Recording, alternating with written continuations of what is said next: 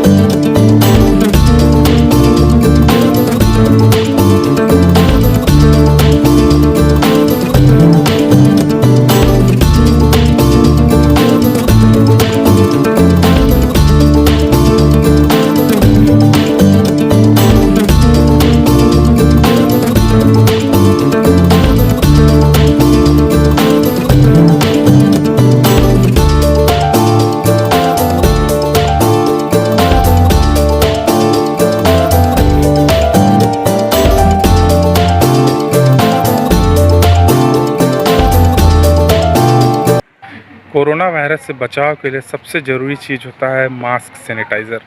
सामुदायिक स्वास्थ्य केंद्र रामानुजनगर में मास्क और सैनिटाइज़र की कितनी उपलब्धता है, इसी को जानने के लिए सबसे पहले चलते हैं स्टोर रूम के जो प्रभारी हैं मिस्टर अनुज टोप्पो, उनके पास, और जानने का प्रयास करते हैं कि मास्क, सैनिटाइज़र वगैरह अगर ज़रूरत पड़ी तो उनके पास उपलब्ध है या नहीं। अभी अपने पास गवर्नमेंट से हमको मिली हुई है। शुरुआत में थोड़ी दिक्कत थी, तो गवर्नमेंट ने भी यहाँ इतने दी गई है कि पर्याप्त मात्रा में है, अभी हॉस्पिटलों में अवेलेबल है। और जैसे हमको ज़रूरत होता है हम हाई लेवल में उनसे मांग कर उनको पूर्ति करते हैं। जैसे कुछ हम लोग अपने हिसाब से कपड़े वाले भी मास्क हमने बनवाए हैं ताकि उसको धोकर हम दोबारा भी इस्तेमाल कर सकें। तो हम ऐसे भी हैं जो हम एक बार दे देते हैं तो उनको धोकर भी यूज़ किया जा सकता है कपड़ों वाले। अच्छा, सैनिटाइज़र भी पर्याप्त उपलब्ध है? हाँ, सैनिटाइज़र भी अपने पास है, पर्याप्त उपलब्ध है। आप दवाई वगैरह के भी इंचार्ज में हैं, दवाइयों की स्थिति क्या है अभी? दवाइयों की भी अच्छी खासी स्थिति है। अभी CGNSC से हर महीने हमको सप्लाई अच्छी मिल रही है, कहीं भी कमी ऐसा कुछ नहीं है, पर्याप्त मात्रा में दवाई है ना? ठीक है।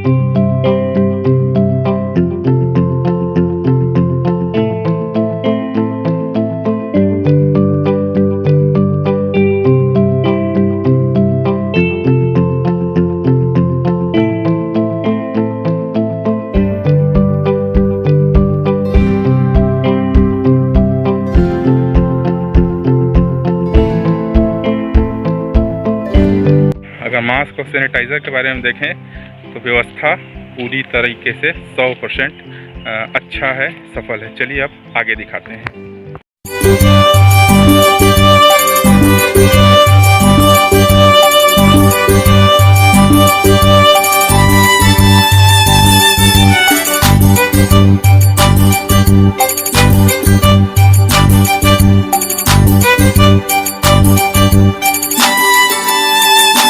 छत्तीसगढ़ सरकार ने सर्दी खांसी के मरीजों के लिए प्रदेश के सभी अस्पतालों में एक अलग से काउंटर बनवाया है, जहां पर सर्दी खांसी के जो भी मरीज हैं सिर्फ उनका इलाज होगा। रामानुजनगर में भी इसकी शुरुआत हो चुकी है। तो चलिए आप लोगों को दिखाते हैं वो सेंटर या वो काउंटर जहां पर सर्दी खांसी के मरीजों का इलाज किया जा रहा है। कैसे कर रहे हैं, कौन डॉक्टर ड्यूटी पे तैनात हैं, चलिए दिखाते हैं आप लोगों को।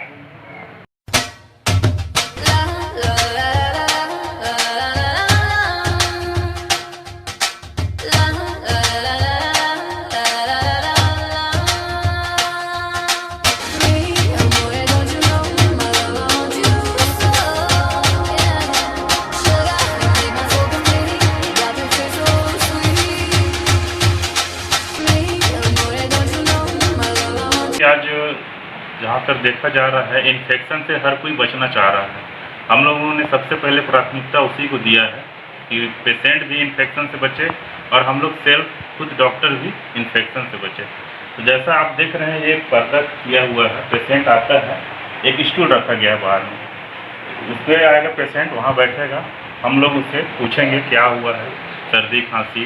जनरली जो ये ओपीडी बना हुआ है, ये सिंपल सर्दी खांसी बुखार के लिए बनाया गया है, इसलिए फिर वो पेशेंट आता है वहाँ, हम लोग उससे पूछते हैं क्या हुआ है क्या नहीं हुआ है, बाकायदा उसका पूरा जानकारी ली जाती है कि पेशेंट कहीं बाहर से तो नहीं आया है, कोई इन्फेक्शन लेकर तो नहीं आया है, सर्दी खांसी लेकर, कोरोना का कोई संक्रमित मरीज तो नहीं है।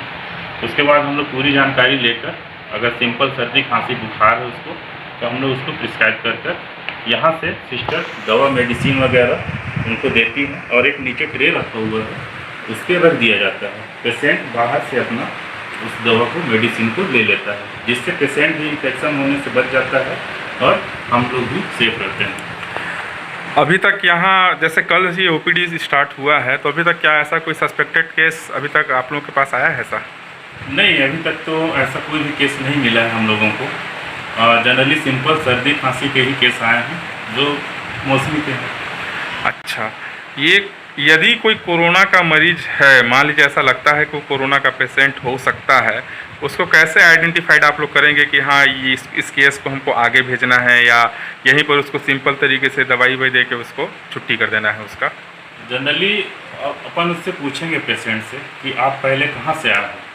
जनरली अगर वो व्यक्ति बताता है कि मैं अदर ज़िला या अदर स्टेट से आया हुआ हूँ और मुझे ये परेशानियाँ हो रही हैं, तो जनरली हम लोगों को सस्पेक्टेड जाता है कि कहीं इस कोरोना संक्रमित मरीज़ तो नहीं है, और हम लोग फिर तुरंत ही अपने सीनियर जो अंदर बैठे हुए हैं डॉक्टर, उनसे भी कंसल्ट करके सलाह करके उनका पूरा डायग्नोसिस करेंगे और उनका ब्लड सैंपल निकाल कर हम उसे जिला में भेजेंगे।